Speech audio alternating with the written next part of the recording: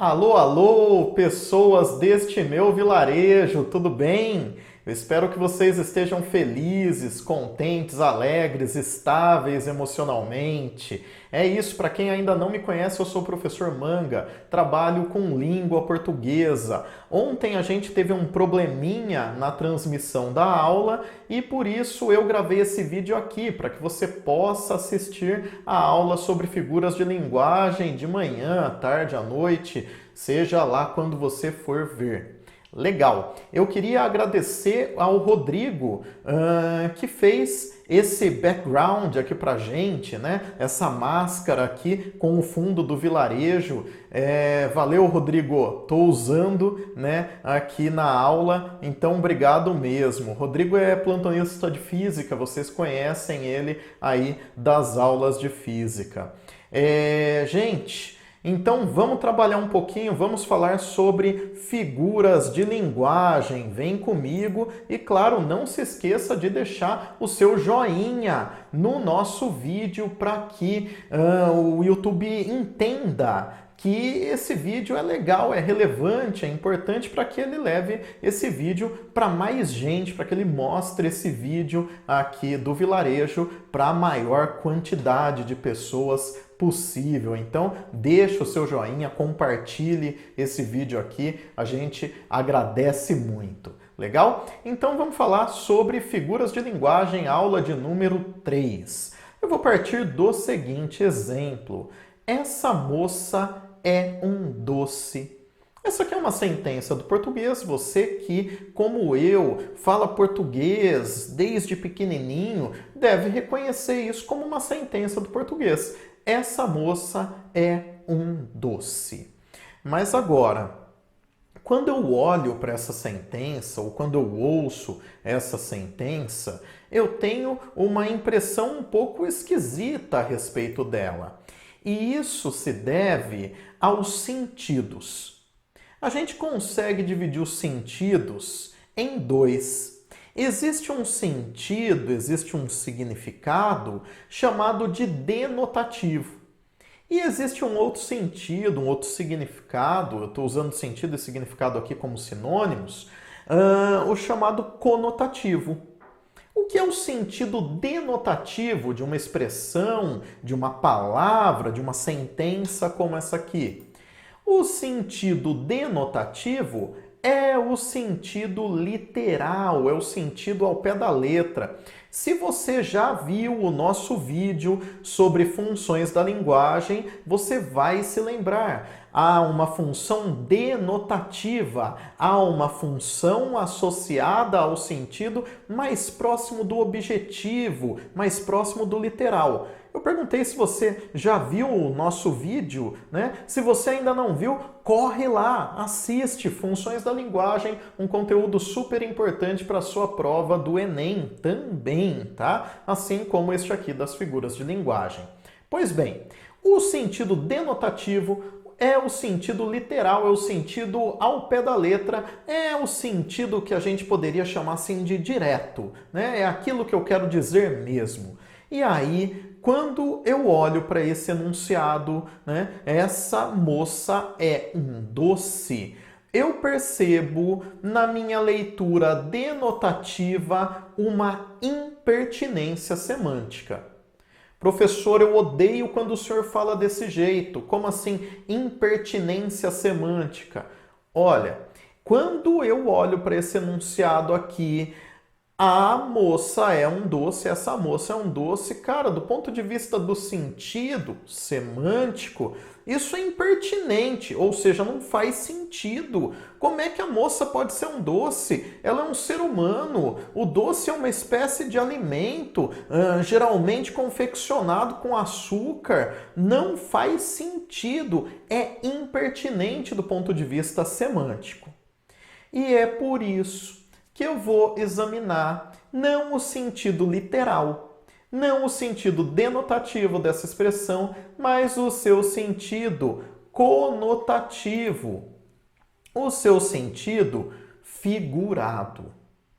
Eu não sei se você já parou para pensar, mas quando a gente fala de sentido figurado, É justamente porque é nesse sentido aí que estão as famosas figuras de linguagem. É por isso que o sentido não é literal, ele é figurado pelas figuras de linguagem. Então, quando eu digo essa moça é um doce, isso é uma figura de linguagem, tá certo? Que figura de linguagem é essa? É a famosa metáfora, tá? Eu estou empregando aqui uma metáfora. Como assim? Eu estou fazendo uma espécie de comparação abreviada. Em vez de eu dizer que a menina é como um doce, que a menina parece um doce, que a menina se assemelha a um doce, eu estou dizendo simplesmente que ela é um doce. Legal? Eu crio uma relação de igualdade, de forma com que eu consiga substituir o doce pela menina, a menina pelo doce, porque são iguais. Então, quando eu digo essa menina é um doce, isso é uma metáfora. Legal? A metáfora é a nossa primeira figura de linguagem, é a figura de linguagem certamente mais importante. Então, por isso, anote aí, né? A metáfora é uma espécie de comparação, de aproximação, de analogia abreviada. Legal? Essa menina é um doce. Ótimo! Agora, se a gente coloca uma sequência de metáforas, se a gente vai costurando um encadeamento de metáforas, aí teremos uma alegoria. O que é uma alegoria? É uma construção que eu faço criando várias e várias metáforas que pertençam ao mesmo campo de sentido, ao mesmo campo semântico. Professor, não entendo nada do que o senhor fala. Então calma, eu vou explicar de outro jeito, com um exemplo. Imagine o seguinte, eu digo para você que o vestibular é uma corrida e os vestibulandos são os corredores que se preparam dia após dia, que têm uma dieta equilibrada, que treinam a resistência. Já percebeu onde eu quero chegar? Né? Então eu estou criando várias metáforas e eu componho uma cena, eu componho uma alegoria. Alegoria é justamente isso, né? Um conjunto de metáforas costuradas, encadeadas uma à outra. Legal? Eu disse que a metáfora é uma espécie de comparação abreviada, né? É uma comparação extremada. Eu não digo simplesmente que há características comuns a um ser e a outro, eu digo que um ser é outro. No entanto, é possível, claro, que a gente estabeleça, né, uma comparação, que a gente diga assim, essa moça parece um doce, essa moça se assemelha a um doce, essa moça tem características que me fazem pensar num doce. Por quê? Porque um doce é agradável, a moça é agradável, um doce me faz feliz, a moça me faz feliz. Então eu consigo dizer que essa moça se assemelha a um doce, ela é como se fosse um doce. Estamos diante aqui da comparação metafórica. A comparação metafórica é chamada também de símile. Nesta aula aqui aparecerão, às vezes, figuras de linguagem com nomes gregos, como é o caso de metáfora, como é o caso de símile. Noutras vezes vão aparecer figuras que têm mais de um nome, como eu acabei de dizer aqui, é comparação metafórica ou símile. Não se apegue muito aos nomes, não fique pirando muito não em decorar os nomes se o seu objetivo for o Enem. Se o seu objetivo for um vestibular mais tradicional, uma prova mais quadradinha, aí você gasta sim um pouco de memória aí com esses nomes. Mas se o seu objetivo é só o Enem, eu quero que você se preocupe mesmo com o funcionamento dessas figuras de linguagem. Tá legal? Então, né, a primeira é a metáfora, a segunda é a comparação metafórica. Veja que nem todas toda comparação é uma figura de linguagem. Eu poderia dizer que essa moça é mais baixa que a irmã dela. Isso não seria uma figura de linguagem. Eu poderia dizer que essa moça é mais velha que a irmã dela. E isso não seria uma figura de linguagem também. Para ser uma figura de linguagem, para ser uma comparação metafórica, eu tenho que aproximar dois seres que são de natureza distinta, de natureza diversa. Ou seja, né, eu pego aqui a moça e o doce. Né? A moça é um ser humano, o doce é um alimento. Não tem como dizer, né, que, do ponto de vista literal, seja possível comparar esses dois elementos, porque eles são de natureza distinta, de natureza diferente. Essa é a comparação metafórica, essa é a símile.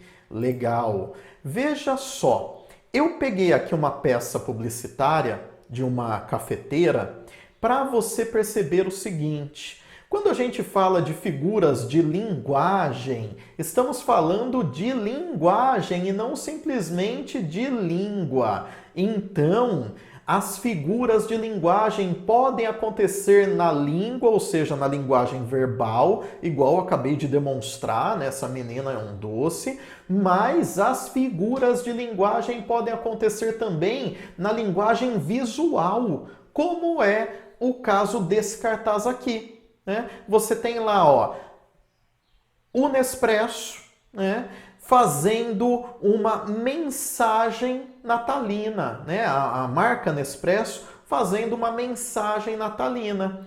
E aí essa mensagem se dá de que maneira? Bom, com a disposição de xícaras de café.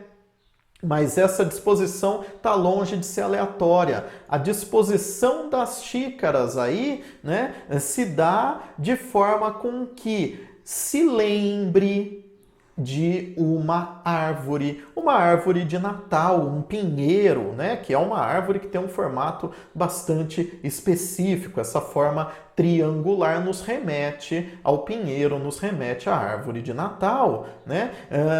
A ideia das bolas na árvore de Natal, tá? O fundo vermelho também serve para evocar essa imagem natalina. Então perceba, né? As xícaras se parecem com o pinheiro, com a árvore de Natal, né? Essa parecência, essa semelhança é que me permite estabelecer, portanto, esse fundo metafórico, né? Então eu parto de uma comparação metafórica e aí eu vou para a metáfora direto, né?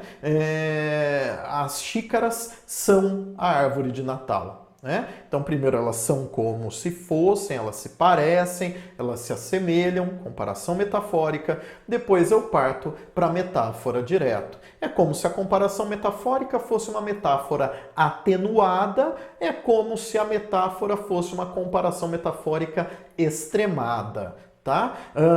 Na linguagem verbal você vai ter o elemento comparativo, né? Então é como, né? Esse como é uma conjunção comparativa, ou então com um verbo de ligação do tipo se parece, né? E não o verbo ser, né? Se for o verbo ser, aí é metáfora, não é comparação metafórica. Legal? Então esse é um belíssimo exemplo da linguagem metafórica empregada na publicidade. Legal? Então o sentido aqui é conotativo, uma vez que as xícaras assumem um sentido figurado, um sentido que não é o seu literal. Essas xícaras aqui não são apenas xícaras, elas passam a significar uma árvore de Natal. Legal? Olha só. Eu vou te mostrar aqui um outro tipo de metáfora. Né? A gente pode pensar da seguinte maneira: algumas figuras de linguagem funcionam como se fossem metáforas. São figuras metafóricas. Né? A sinestesia, a nossa próxima figura. Por que eu estou dizendo que a sinestesia é uma figura metafórica? Dá uma olhada aqui, ó, neste exemplo. A doce e macia voz daquela mulher me soava aveludada. Quando você pensa nos seus 5 sentidos, quando você pensa no paladar, olfato, visão, audição, tato, né, eles servem para você perceber o mundo, eles te dão acesso ao mundo sensível. Só que às vezes a gente usa metaforicamente um sentido para ressignificar outro. Professor, não entendi nada. Tipo assim, ó, a doce voz. Cara, isso não é coisa da minha cabeça, mas quando você fala da voz de alguém, você consegue perceber a voz pela audição. Sim? Agora, quando você diz que a voz de alguém é doce, peraí. Doce é algo que você percebe não com a audição, mas com o paladar. E é super interessante perceber isso, e é daí que eu disse que a sinestesia tem um fundo metafórico. Porque veja, o que é doce me causa um prazer gustativo. E a voz dessa mulher me agrada, né? Me dá um prazer que é auditivo. Então eu estou substituindo o prazer auditivo pelo prazer gustativo. Essa é uma figura metafórica chamada sinestesia. Vou dizer de novo, a sinestesia é a mistura de sensações. Legal? Então, quando eu digo que a voz da mulher é macia, cara, isso também é sinestésico. Por quê? Porque como que a voz é macia? A maciez eu percebo com o tato. Quando eu digo que a voz que eu percebo com a audição é macia, eu estou misturando o tato com a audição, né? Então, de novo, o que aconteceu aqui foi uma sinestesia, no caso foram duas, né? E aí eu vou apontar a terceira, porque eu digo que a voz daquela mulher me soava aveludada. Aquilo que você percebe como aveludado, claro, né, tem a ver justamente com o tato. Ótimo. Então, essa é a sinestesia, mistura de sensações. Sinestesia é uma figura metafórica. Vamos seguir então para a próxima figura de linguagem aqui que me parece importante. Vale notar também o seguinte: para esta aula aqui de figuras de linguagem, eu escolhi algumas delas. Se você olhar para algumas gramáticas, se você olhar para alguns autores, você vai ver que tem gente que fala de mais de 100, fala de 150, 200 figuras de linguagem. Eu não quero que você exercite conhecimento enciclopédico, não quero que você fique decorando as coisas. Eu quero que você pegue o raciocínio que está por trás das figuras de linguagem e aí você vai conseguir se virar, claro, com todas elas. Eu escolhi aqui as figuras que me parecem mais importantes, que me parecem mais pertinentes, tá? Então, olha só, eu coloquei aqui uma peça publicitária do governo de Santa Catarina, né, que visava ao combate do mosquito da dengue, né? O Aedes aegypti. Esse mosquito aparece aqui como se fosse, né? Perceba o sentido metafórico também que está por trás dessa figura, como se fosse um bandido, né? Como se fosse um criminoso. Justamente porque a ideia é dizer que esse criminoso precisa ser enquadrado. Esse cara não pode circular livremente pela nossa sociedade. Então, olha que interessante.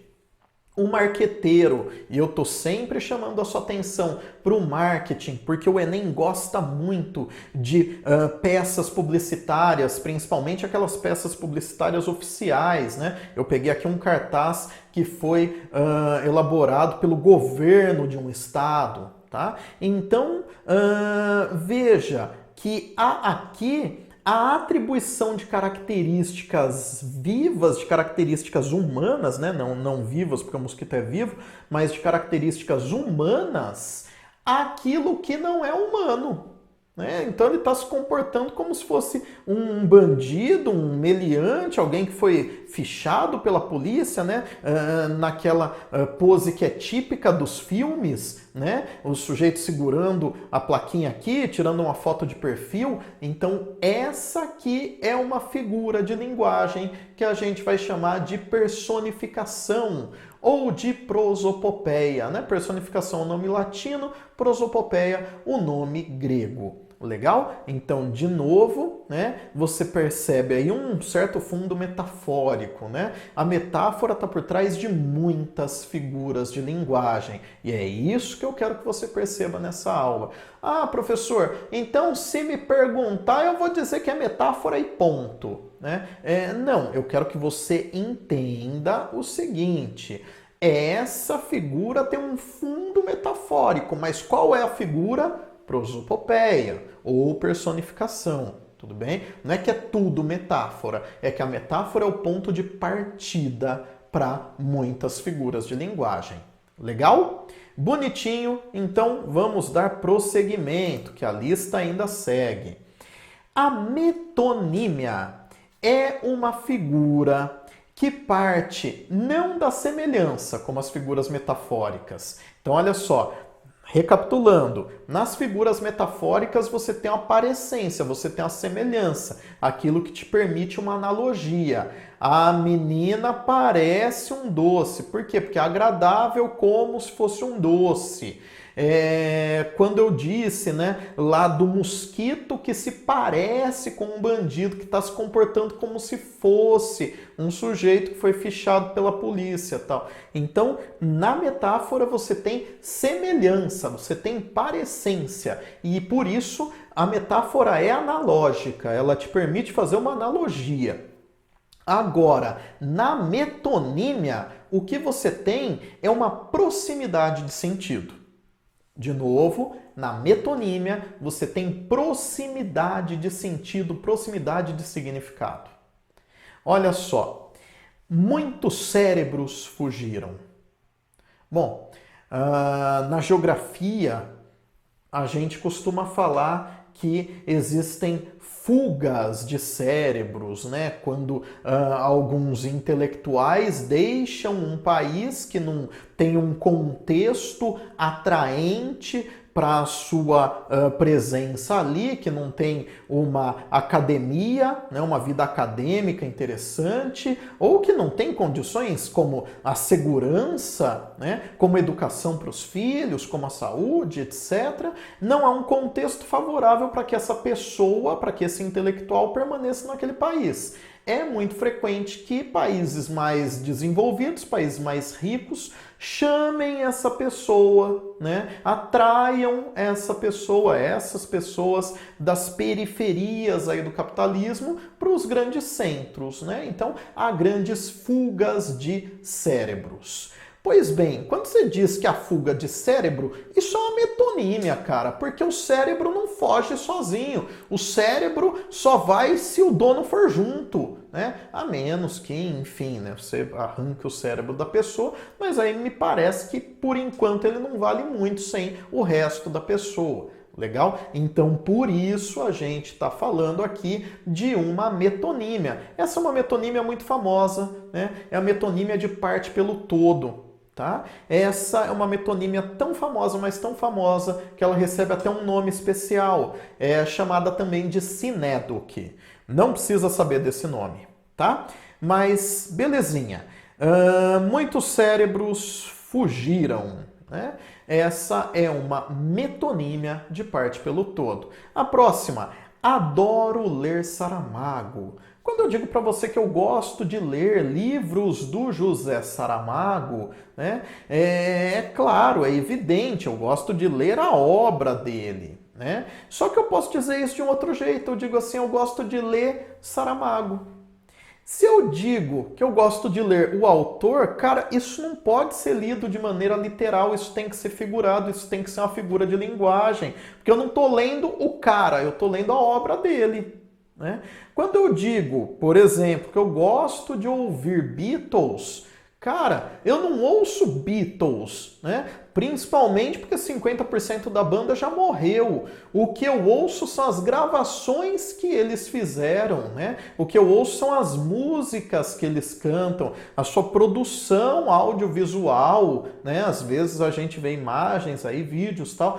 Então, isso é metonímico. Então, de novo, a metonímia é uma figura que parte de uma proximidade de sentido. No caso da fuga de cérebros, é a parte pelo todo. No caso, né, de que eu adoro ler Saramago, isso é o autor no lugar da sua obra, tá certo? Belezinha. Quando eu te ofereço um chiclete, você quer um chiclete? Cara, você pode não saber, mas chiclete, na verdade, é o nome de uma marca. Uma marca de gomas de mascar que ficou tão famosa, mas tão famosa, que ela virou uma espécie de sinônimo de goma de mascar e até substituiu, né, o termo goma de mascar. Ninguém fala goma de mascar, todo mundo fala chiclete. Então, por isso, observe o que eu estou te dizendo. Essa é uma metonímia. Por quê? Porque a partir de uma relação de proximidade de sentido, eu vou lá e troco um pelo outro, né? Foi o que aconteceu aqui. Eu estou usando a marca chiclete no lugar do produto, e no capitalismo financeiro, né, na sua última fase, a gente usa isso o tempo todo, né? Então tem marcas muito famosas e essas marcas passam a designar o produto e a gente não está nem vendo, e a gente usa cotonete, né? E a gente usa Bombril, e a gente usa Post-it, e a gente usa Sedex e assim por diante. Tá? Então a marca aparece significando o produto, isso é uma relação metonímica. Muito bacaninha.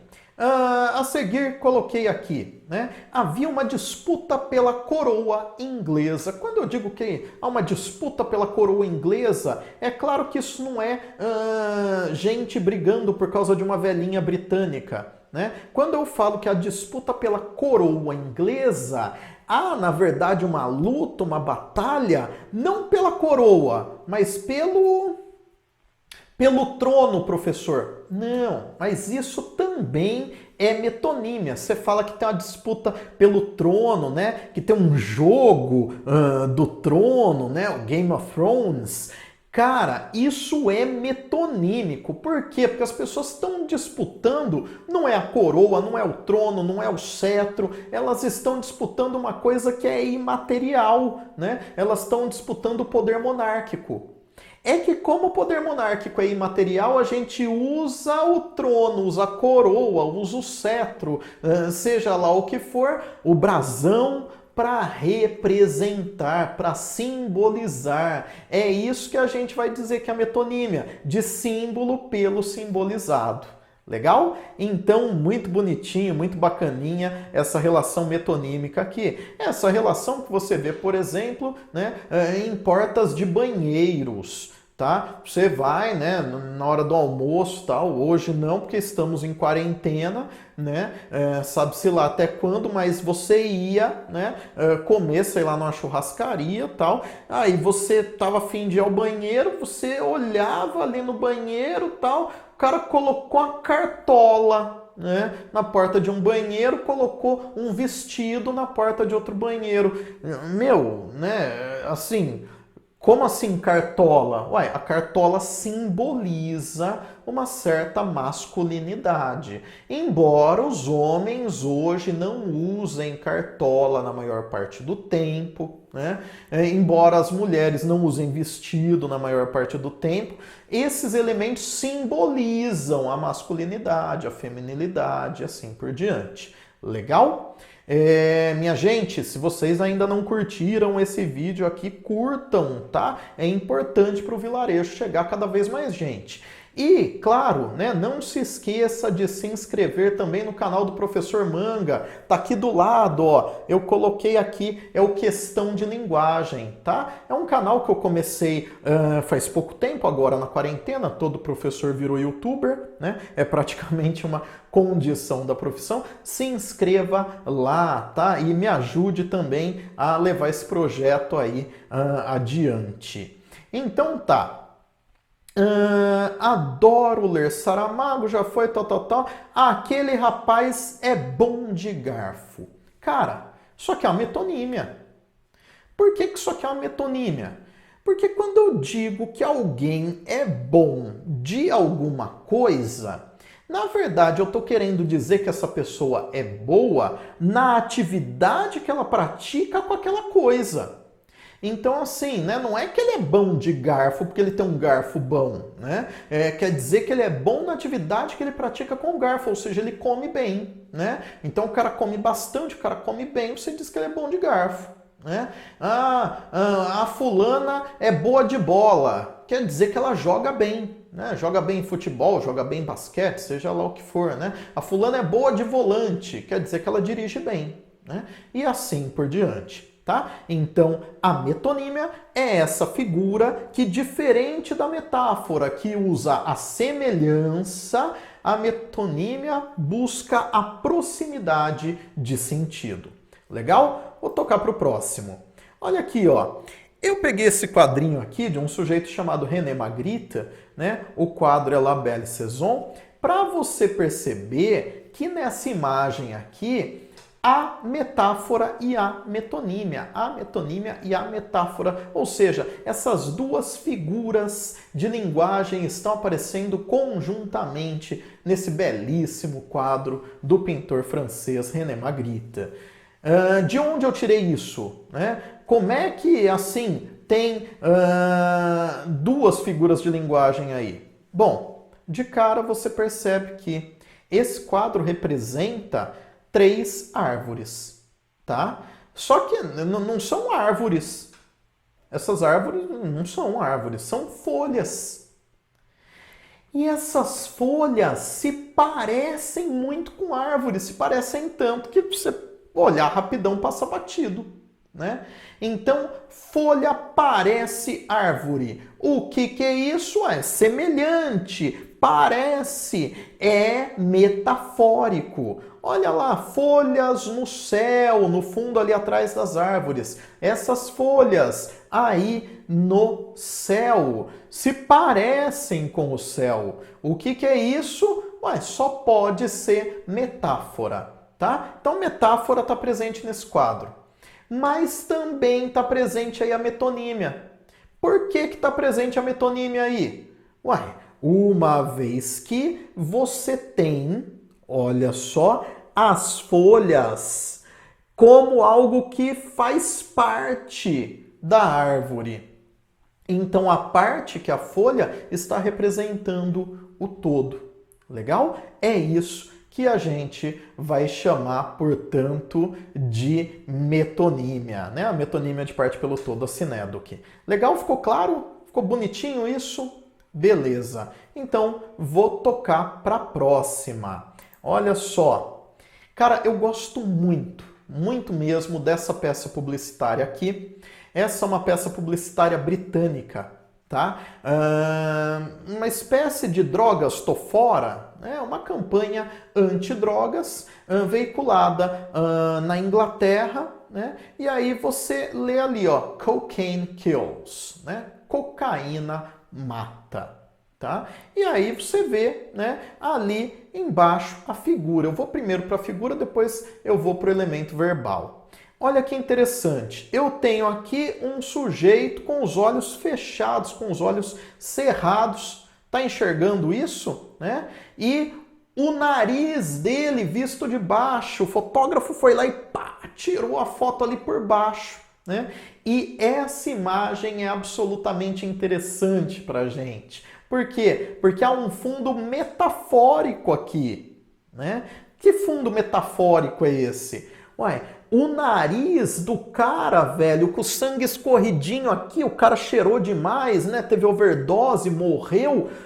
O nariz do cara parece uma caveira. E se ele parece uma caveira, adivinha? Isso aqui é uma figura metafórica, né? Então, o nariz parece uma caveira. Nossa, professor, agora que o senhor falou que é um nariz, eu tinha visto só a caveira. Isso acontece muito. Então, parece tanto que chega um momento que você não consegue substituir, que você não consegue distinguir um pelo outro, né? Tá ali colado. Isso, né, é metáfora, tá? Legal. Agora, você tem aí, belezinha, uma caveira. Só que a caveira nos remete a uma ideia. A caveira nos remete à ideia de morte. E a morte, isso é importante porque aí você vai perceber a diferença da metáfora para a metonímia mesmo, né? Não é que a caveira parece a morte. A caveira está associada à morte, porque os seres que morrem quando entram em estado de decomposição mais adiantada começam a perder sua carne, né? Começam a perder as suas veias, o que é que começa a aparecer, o que é que vai se delineando? O esqueleto. E por isso o crânio, né, talvez seja o elemento mais simbólico do esqueleto, é por isso que a gente associa a caveira à morte. Tá? Então, essa é uma relação metonímica. Então, já matei a metáfora, já matei a metonímia nessa imagem, mas tem mais uma coisa interessante aí, né? Que é o cocaine kills, que é a cocaína mata. O que é isso? A gente já viu também, é a personificação. A personificação é muito usada nas narrativas. Por exemplo, né, você já deve ter ouvido aquela fábula em que a tartaruga aposta uma corrida com a lebre, né? E aí a tartaruga para e diz para ela, opa, peraí, se a tartaruga para falar, né, e a lebre para ouvir, o que é que rolou aí? Personificação, né? Eu disse que é uma fábula. As fábulas são narrativas que lançam mão da personificação muitas vezes, tá? As fábulas, os contos de fada, os apólogos. Apólogos são narrativas em que você tem a personificação de objetos, né? Tem um apólogo muito famoso do Machado de Assis chamado Um Apólogo, né? Em que a linha discute com a agulha para saber quem é mais importante para a costura. Uma história super bonitinha, é um apólogo, tá? Dá pra gente chamar atenção aqui também, eu não vou parar mais de falar disso, né? Dá pra gente chamar atenção aqui também para uma função da linguagem, né? A chamada função poética da linguagem, porque veja, você tem a aproximação ali da forma, né? Da fonte que foi usada para escrever Cocaine Kills com carreiras de cocaína, tá? Então você tem ali, né, uma jogada muito interessante também no uso dessa fonte, tá? Beleza, gente? Vambora que tem mais. Ó, hipérbato. As figuras das quais a gente falou até agora tinham a ver com a significação, né? Ou de palavras ou de ideias. Agora eu vou mostrar para vocês uma figura que tem a ver com a estrutura da frase, com aquilo que a gente chama de sintaxe. O hipérbato é um exemplo de figura sintática, tá? Olha só, normalmente nas sentenças a gente tem uma ordem preferível, né? Normalmente nas frases que a gente articula, a gente tem uma ordem preferível. Essa ordem seria a ordem direta, né? Então você diz, eu comprei uma bicicleta ontem, tá? Quando você quebra a ordem direta, né? Quando você usa uma ordem indireta, isso é o hipérbato, tá certo? Então você faz assim, né? Ontem comprei eu uma bicicleta, né? O que você fez? Você inverteu. Eu comprei a bicicleta ontem, né? Ontem comprei eu uma bicicleta, tá? Isso é hipérbato. Cara, uma fonte riquíssima de hipérbatos é o hino nacional brasileiro. Né? Eu coloquei aqui um exemplo, há vários outros, né? Mas peguei. Do que a terra mais garrida, teus risonhos lindos campos têm mais flores. né? O hino nacional brasileiro parece que foi composto pelo mestre Oda, cara. A coisa é toda ao contrário, né? Estudar você precisa. Cara, olha só, né? Teus risonhos lindos campos têm mais flores do que a terra mais garrida, né? Então, o eu lírico está se dirigindo ao Brasil e está dizendo, né, que os seus campos são lindos, são risonhos, né? Opa! Tem personificação aqui que eu vi. Como é que o campo é risonho, velho? Isso é personificação, tá? Então, teus risonhos lindos campos têm mais flores, né, do que a terra mais garrida. Garrida é alegre, é elegante, né? Então, assim, tem outra personificação aí também. E você tem uma inversão sintática, né? Porque o do que a terra mais garrida veio antes. Professor, mas o cara vai acumulando figuras de linguagem assim? Pois é, a gente faz isso, né, o tempo todo, tá? E muitas vezes as provas querem cobrar de você justamente se você reconhece as figuras de linguagem que estão enfiadinhas ali, que estão empilhadinhas ali. Belezinha, gente? Eu vou seguir, tá? Que a aula é pauleira mesmo. Vamos para a próxima. Olha só, uma outra figura sintática aqui. Vamos entrar na universidade. Professor, o que é que tem aí de sintático? Não estou enxergando nada, não estou vendo nada. É justamente isso, tá? Você não está enxergando, você não está vendo. Por quê? Porque houve uma omissão. Essa omissão de um termo é o que a gente vai chamar de elipse. Legal? A elipse acontece quando a gente esconde um termo, tá? Então, quando eu digo vamos entrar na universidade, eu não preciso dizer nós vamos. Por quê? Porque o verbo ir conjugado desse jeito na primeira pessoa do plural já pressupõe, né, o sujeito. Então, eu posso esconder o sujeito. Eu posso omitir o sujeito. Esse é um sujeito oculto, esse é um sujeito chamado de sujeito elíptico, é um sujeito desinêncial, né? Desinêncial porque você descobre pela desinência, oculto porque ele foi escondido, elíptico porque é um exemplo de elipse. Elipse é a omissão. Legal? A seguir, vamos lá para uma elipse visual. Veja que interessante. Temos aqui dois garfos, né? Um jogo americano de fundo, aqui um prato, né? E os dizeres, olha lá, Absolute Gourmet, né? Caso você não saiba, Absolute é uma vodka, tá? Uma marca de vodka. E aí o camarada faz o seguinte, ele coloca ali, ó, Absolute Gourmet. Tá, Absolute é a vodka, né? O gourmet tem a ver com alimentação, tal. Isso. O gourmet você está enxergando, né? Tá ali, ó, o prato, né? Os garfos, o jogo americano, tudo isso é gourmet. E absolute? Nossa, professor, o senhor tá louco. O senhor tá dizendo que absolute tá ali, tá ali. Professor, mas eu não tô vendo, você não tá vendo porque é elipse. Absolute tá ali sim, tá ali sim. Entre os garfos, olha o formato da garrafa ali.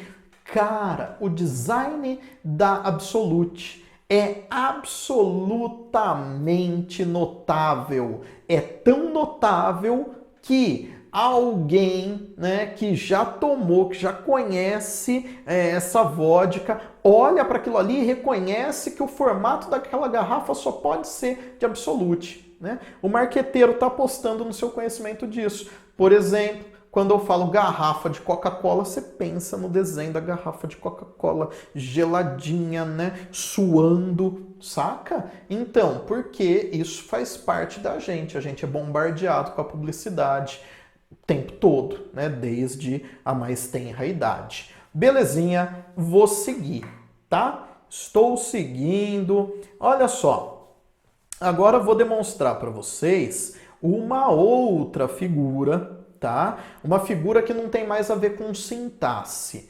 Essa figura aqui é enquadrada naquilo que os gramáticos chamam de figura de pensamento, tá? É uma figura que parte de uma oposição. Eu sou velho. Isso é notável, né? Você percebe só de olhar para a minha feição cansada, tá? Então, eu sou velho. Mas vocês estão, né, na flor da idade, vocês são jovens. Olha que interessante de novo, eu sou velho, vocês são jovens. Há uma relação de oposição em que eu pego elementos opostos e coloco num mesmo contexto. Isso aí tem um nome, hein? Isso é uma antítese. Legal? Aproximação de ideias opostas no mesmo contexto. Agora alguém poderia dizer, nossa, professor, mas o senhor é um jovem velho. Cara, isso é uma impertinência semântica, né? Um jovem velho. Não tem como o cara ser jovem e velho ao mesmo tempo. Portanto, eu vou ler o sentido conotativo, eu vou ler o sentido figurado. E eu vou perceber que eu sou um jovem velho não faz sentido porque é paradoxal. Então eu estou pegando ideias opostas e não estou colocando no mesmo contexto. Colocar no mesmo contexto é antítese. Eu estou colocando no mesmo ser. E se eu coloco no mesmo ser, no mesmo indivíduo, isso é um paradoxo. Legal? Tem outro nome para isso também, né? Às vezes os vestibulares acabam usando esse outro nome. A gente chama de oxímoro, tá? Então, oxímoro é essa figura de oposição, tá? Super bonito, super bacana. Então, meus queridinhos, eu vou continuar, né? Tem mais um pouquinho aqui de figuras de linguagem para tratar. Tá? Mas se inscreva no canal do Professor Manga e se inscreva aqui no canal do Vilarejo, caso você não seja inscrito ainda, né? E poxa vida, se você chegou até agora, até esta altura, nesse vídeo aqui, cara, merece o seu joinha, né? Você está aprendendo muito nessa aula, tá? Tô continuando então. Olha só, eu peguei aqui, né, uma sequência de quadrinhos de uma personagem chamada Agar, né? O Agar é um viking, ele é casado com a Helga, né? E ele é um sujeito, assim, digamos, com um trato um pouco rude, né? Afinal, ele é um viking, né? E aí você tem visitantes na casa do Agar e da Helga, né? E aí o visitante diz assim, bem, é tarde, acho que já vamos. O Agar responde super simpático, fica mais um pouco. Logo poderá repartir com a gente o café da manhã, né? Logo poderá repartir nosso café da manhã. Nossa, professor, que grosseiro. Pois é, né? Primeiro, você tem aí um exagero, você tem uma hipérbole, né? Figura de pensamento chamada hipérbole. Por quê? Um exagero. Olha que eu estou falando hipérbole, não confunda com hipérbato, que a gente falou agora há pouco. O hipérbato é a inversão sintática. A hipérbole é o exagero, tá? Aconteceu aqui um exagero. Por quê? Porque se o cara ficar até, né, mais tarde, porra, ficar até o café da manhã fica até muito tarde, até tão tarde que já é de manhã, né? Então, isso é hiperbólico, é um exagero, tá? Agora, há aqui também uma ironia. Por que que o Agar está sendo irônico? Ué, claro, ele está sendo irônico uma vez que ele diz, né? Fique mais um pouco. Por quê? Porque a ironia é afirmar uma coisa pelo seu contrário. E quando ele fala fica mais um pouco, ele está querendo dizer, mano, vaza, você é chato, eu não quero mais dividir o mesmo oxigênio com você. Tá? Então ele está sendo irônico quando ele diz fique mais um pouco. Legal? Então, prosseguindo a nossa baladinha. Olha só, eu peguei aqui um conjunto, tá, textual para mostrar para você algumas figuras que são sonoras, tá? Esse conjunto textual aqui é o que a gente chama de haikai, né? Não é high five, né? É haikai. Haikai é uma composição japonesa, depois você dá um Google, procura, né? Haikai é uma composição japonesa, é como se eu dissesse assim, soneto, né? Quando você fala soneto, tem uma estrutura fixa, né? Um soneto tem 4 estrofes, tem 2 quartetos, 2 tercetos, né? Normalmente tem métrica, normalmente tem rima, né? Soneto pode ser com versos decassílabos, pode ser em decassílabos de 11 sílabas e assim por diante, tá? Legal. Então assim, é um formato de poema, tá? Não fica pirando no nome, mas é um formato de poema oriental, né? O haikai, tá? Então o Ribeiro Couto era um modernista, viveu lá no século XX, ele escreveu assim: houve aquele tempo, e agora que a chuva chora, houve aquele tempo. Olha que interessante o que a gente tem aqui. A gente tem a exploração da sonoridade, além, claro, de uma figura que já apareceu aqui mais de uma vez, né? Quando o poeta escreve, e agora que a chuva chora, ele está usando uma figura chamada aliteração, tá? O que é a aliteração? É a repetição de fonemas consonantais. Ele está repetindo a mesma consoante, esse sh, né? Que às vezes a gente escreve com CH, às vezes a gente escreve com X, tal, né? Então, e agora que a chuva chora. Essa aliteração é muito legal. É muito legal porque ela cria um efeito onomatopeico. O que é isso? Cara, quando ele faz a chuva chora, parece que tá chovendo. Isso é muito doido. Pois é, né? Agora que a chuva chora é uma aliteração de fundo onomatopeico. O que é uma onomatopeia? É quando você imita o barulho, é quando você imita o som, é quando você transforma isso em elementos linguísticos, tá?